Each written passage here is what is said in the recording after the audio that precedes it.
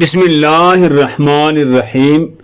شروع اللہ کے نام سے جو بڑا مہربان اور نہایت رحم والا ہے۔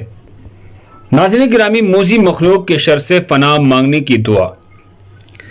نبی کریم صلی اللہ علیہ وسلم نے ارشاد فرمایا، جو شخص کسی منزل میں اترے اور پھر یہ دعا کہے تو اس کو کوئی چیز نقصان نہ پہنچائے گی یہاں تک کہ وہ کوچ کرے اس منزل سے۔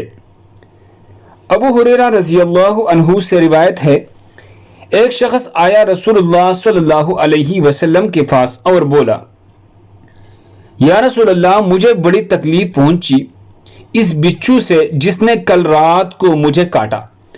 آپ صلی اللہ علیہ وسلم نے فرمایا، اگر تو شام کو یہ دعا کہہ لیتا تو تجھے ضرر نہ کرتا، نہ کاٹتا، نہ تکلیف ہوتی۔ او دعا مبارک یہ ہے، اعوذ بکلمات اللہ التامات من شر ما خلق، اعوذ بکلمات اللہ التامات من شر ما خلق۔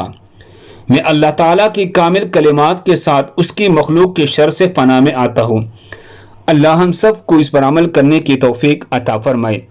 جزاکم اللہ خیر۔